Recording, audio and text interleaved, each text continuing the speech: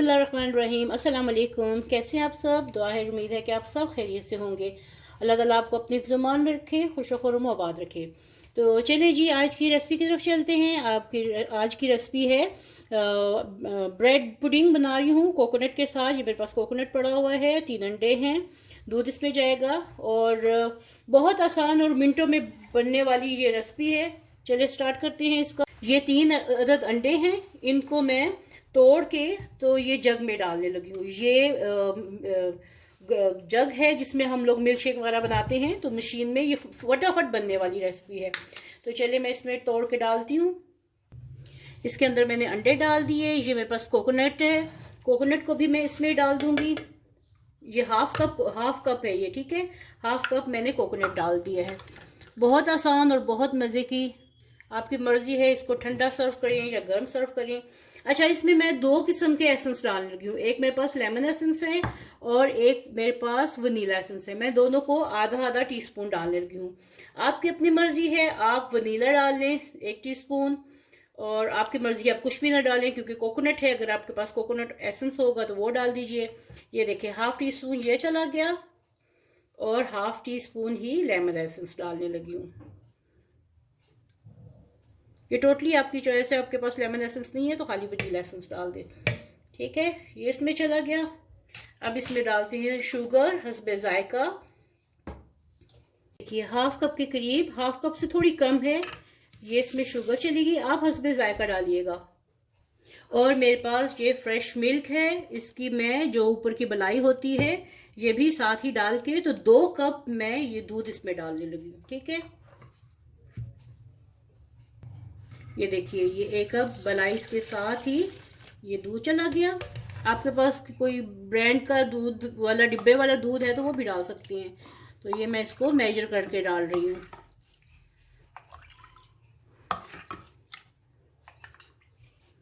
ये इसमें 2 कप दूध चला गया। थोड़ा सा ऊपर डाल लेती हैं। चलिए, अब इसको मैं अच्छे तरीके से पहले ग्राइंड करती हूँ, फिर आगे क्या करना है आपको दिखाती हूँ। तो इसमें मैंने क्या डाला, कोकोनट डाला, हाफ कप कोकोनट डाला है, डेस्टिलेटेड कोकोनट है, और साथ में मैंने हाफ कप शुगर डाली है, 3 अंडे डाले हैं, और वनीला एसेंस, लेमन एसेंस डाला है हाफ टी स्पून, और साथ में 3 अदद अंडे और दूध 2 कप, ठीक है। अब इसको मैं अच्छे से ग्राइंड करती हूँ 2 मिनट के लिए। ये पुडिंग का मिक्सचर जो है ये ग्राइंड हो चुका है। अब ये 2 ब्रेड पीस है मीडियम साइज के, तो ये भी मैं इसमें डालने लगी हूँ। साथ मैंने इसलिए डाला कि अंडे और दूध जो है वो पहले अच्छे तरीके से वो मिक्स हो जाएं। तो ये अब मैं इसमें डाल के तो फिर दोबारा से इसको ग्राइंड करने लगी हूँ। ये देखिए, ये भी मेरा अच्छे से मिक्स हो चुकी है ब्रेड भी। मेरे पास डिश है। अब ये सारा मटेरियल मैं इसमें डाल के इसको ओवन में बेक करूंगी। अगर आपके पास ओवन नहीं है तो आप इसको किसी भी देगची में भी रख के तो बेक कर सकते हैं। तो इसको 180 पे प्री हीटेड ओवन में 180 डिग्री पे इसको मैं बेक करने लगी हूँ। ये देखिए, मैंने इसमें सारा डाल दिया है। अब इसको बेक करते हैं। तकरीबन 20 मिनट्स तक ये बेक होगी, या फिर इसको जैसे केक चेक करते हैं ना वैसे इसमें टूथपिक इंसर्ट करके तो फिर वो देखोगी, वो आपको साथ में मैं दिखाती हूँ कैसे चेक करना है। ये इसको मैंने ओवन में रख, देखिए ये हमारी पुडिंग रेडी हो गई है। मैं आपको चेक करके दिखाती हूँ जैसे केक को चेक करते हैं। बिल्कुल ये देखिए, साफ ये छुरी निकल रही है, इस पे कोई इसका लिक्विड नहीं है। चलिए इसको अब निकाल, देखिए माशाल्लाह इतने मजे की ये बन चुकी है। अगर आप चाहें तो इसको एज इट इज भी सर्व कर सकते हैं, गरम ठंडा। ये लेकिन ठंडी बहुत मजे की लगती है, इसको खूब ठंडा कीजिएगा और इस्तेमाल कीजिए। लेकिन मैं इसके साथ स्टेप 2 करने लगी हूँ, इसकी वेरिएशन करने लगी हूँ। क्या करने लगी हूँ चलिए फिर आपको दिखाती हूँ। देखिए, मैं हाफ कप शुगर इसमें डालने लगी हूँ फ्राइंग पैन में, और इसका कैरेमल बनाने लगी हूँ। चूल्हा मैं ऑन करती हूँ। इसमें अभी कुछ नहीं मैंने डाला, सिर्फ चीनी का कैरेमल अभी मैं बनाऊंगी, फिर आगे साथ साथ आपको स्टेप्स दिखाती जाऊंगी। ये चीनी पिघलना शुरू हो गई है। थोड़ा सा इसको मैं हिलाती हूँ और इसको कैरेमलाइज करते हैं। ये देखिए, इसका कलर कितना खूबसूरत बना है। अब मैं इसको, चूल्हा मैंने थोड़ी देर के लिए बंद किया है क्योंकि इसमें मैं 1 से 2 टेबलस्पून इसमें मैं डालने लगी हूँ बटर। बटर डाल दी इसमें। चूल्हा मैंने ऑन कर लिया है और अब इस बटर को अच्छे से इसमें मिक्स करते हैं और थोड़ा सा इसमें मैं डालूंगी दूध, 2 से 3 टेबलस्पून। अच्छा, ये मेरे पास कंडेंस्ड मिल्क पड़ा हुआ है, ये भी मैं इसमें डालने लगी हूँ। ये भी इसमें जाके कैरमलाइज हो जाएगा। ये तकरीबन 2 से 3 टेबलस्पून मेरे पास है। तो मैं इसमें इसको ज़्यादा मज़ेदार बनाने के लिए, इससे थोड़ी इसकी मिकदार ज़्यादा हो जाएगी और कोई फ़र्क नहीं पड़ेगा। आपके पास नहीं है तो बेशक मत डालिए। और जो मैंने ब्रेड डाली थी वो किनारों के साथ ही डाली थी, ब्रेड को मैंने काटा नहीं था। ठीक है, तो ये इसमें मैं डाल के अब मिक्स करती हूँ। इससे बहुत मज़े का रिच सा फ्लेवर आएगा।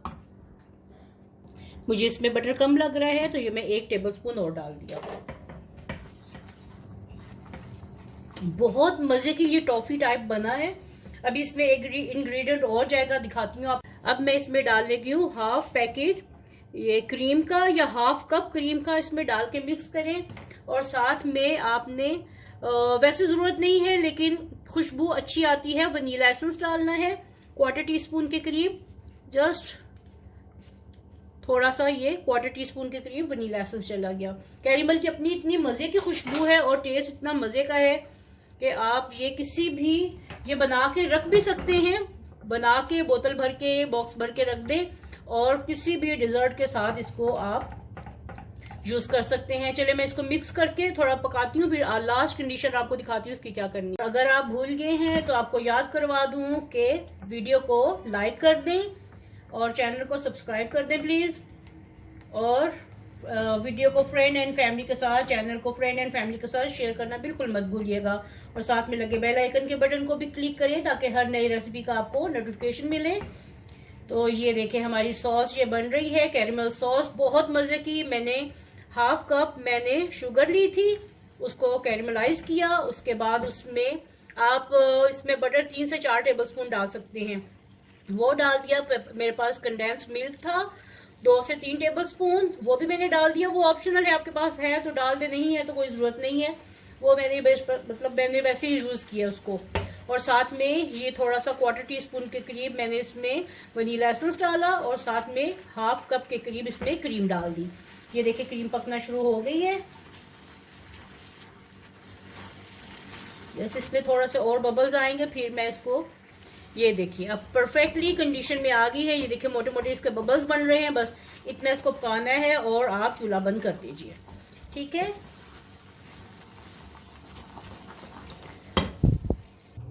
अब ये देखिए ये मेरी पुडिंग है, मैं आपको दिखाऊं। ये थोड़ी सी ठंडी होगी, अभी मैंने फ्रिज में नहीं रखी।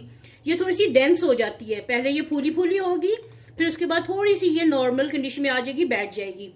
तो आप इससे घबराइएगा नहीं कि ये एकदम से फूली और फिर ये बैठ क्यों गई है। तो चलिए अब इसको मैं कैरेमल को इसके ऊपर डालती हूँ, सारा डाल देती हैं। कि बहुत मजे की कैरेमल सॉस बनी है।